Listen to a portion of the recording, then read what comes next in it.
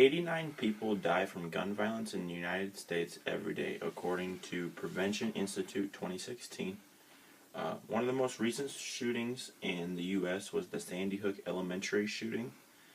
The shooter first, before he went to the school, killed his mother at his mother's house. He then drove to the school, killed 20 children from the ages of 6 to 7, and killed 7 teachers and faculty. 6 to 7 staff members. The shooting is the biggest school shooting in the U.S. history. It is the third largest mass shooting in the U.S. history, according to Wikipedia. After doing research on the shooter, when they did an autopsy on him after he killed himself, they found drugs and was mentally ill. Our nation today has gone through many mass shootings in the past 10 years through gun laws and that are already passed in some states and some gun laws that could be passed in some others. I think that we could reduce these shootings very, very significantly. Most people think of mass shootings and they think it's the gun's fault for this happening, and it really is never the gun's fault. It's the person behind the gun that is at fault. The gun is designed for a specific purpose. It is never designed to kill people, especially the ones that just a regular citizen in the U.S. today can go buy. They can't buy a military rifle or anything of those sorts. People are just using the guns that they are able to buy today for all the wrong reasons. When people think of shootings, the first thing they think of is semi-automatic rifles like the AR-15. The term AR-15 signifies Armalite rifle design 15, and that came from Wikipedia. The AR-15 is a semi-automatic rifle that resembles those of a military rifle, but it isn't a military rifle because a military rifle can be fully automatic. It can be have a couple different designs of bursts where bullets come out at the same time. The M16 is what most people consider it to be. The M16 is highly modified and for the use of military men and women to fight terrorists, and so they're able to carry higher capacities of ammo. The purpose of the AR-15 in the U.S. today is for sport competitions. The reason why it's used for sports competitions is it is semi-automatic, so as fast as you can pull the trigger, is as fast as bullets will come out. And it's built for lightweightness, built for speed and time because of the rounds it can throw out. The AR-15 comes in many different calibers for the United States. There are many guns that are produced in the U.S. that have the same abilities of the AR-15, but are just as readily available. It's really known for the large clip capacities they come up with. They come with 30-round clips, and people think that that's not a good thing. The Ruger Mini 14 is another gun.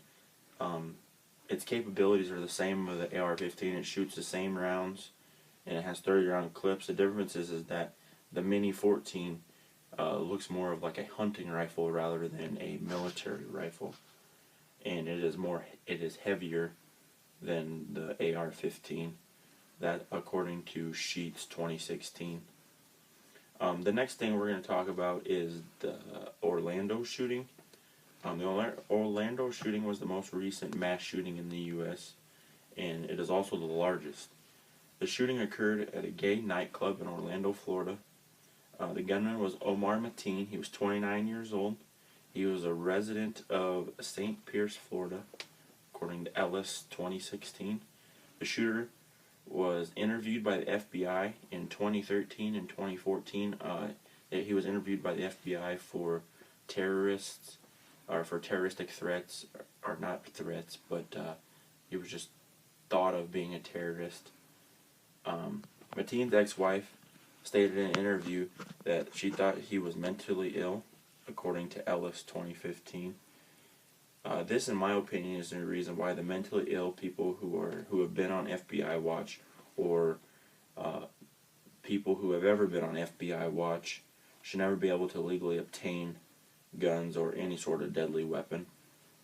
When he walked into the nightclub, he carried an assault rifle, which is what people consider the AR-15, and a pistol. He killed 49 people. He injured 53 others. He called 911 during the attack and when he had hostages inside the nightclub, and he pledged to ISIS, according to Ellis 2016. After a standoff with the police for 3 hours and people trapped in the nightclub, the police ended up shooting and killing him.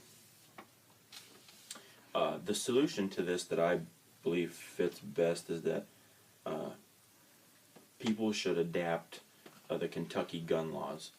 The Kentucky gun laws, they're able to carry concealed weapons in defense of themselves, according to the NRA ILA 2016. The reason I believe that this is the best fit is that if somebody in that nightclub had a weapon on them, they could have very easily pulled it out, shot him before he started shooting others and killed many others and injured 53 like he did. Another solution would be that for the Sandy Hook deal, is that the teachers could have training of able to use and possess firearms in school. If they had firearms in school and they were able to carry them in their desks or somewhere where kids cannot get to them, only the teacher would know how to get to them, I think we would cut down on things, on the shootings and the deaths. The classes for the teachers would have to be very specific, though, and very thorough, and there would have to be some type of safe or a way to keep it away from the kids, so it wouldn't even be able to be seen or even thought of really during class. The next solution to all this, that would be with people with mental issues to an extreme, should be flagged on a list that they are not able to purchase, able to go to a normal gun store and just purchase a firearm of any sort. If the mentally ill would like to purchase a firearm, I think that they must take a series of classes, pass them, be able to pass them with great dignity, and then be able to every year take the test over again and make sure they are still mentally able to obtain a firearm and still know all the things it can do and all of its purposes and everything. There are many other reasons behind all of these gun shootings, but gun rights is a privilege and should not be taken lightly. Our nation today has gone through many mass shootings in the past 10 years. It just many people have died. People on the street die every day, and from gang violence and just people not being very careful with weapons. The gun laws that are already passed in some states should stay. There should be new ones that could be added to be more efficient and more able to help the deaths and keep deaths down. I strongly believe that a gun does not do the damage. The damage is done by the person behind it. He or she makes the decision to kill, not the gun. The gun is never at fault because the gun can't say if it is going to kill or not. It's the person owning and obtaining it. And I believe that this is the best solution to the gun violence in today.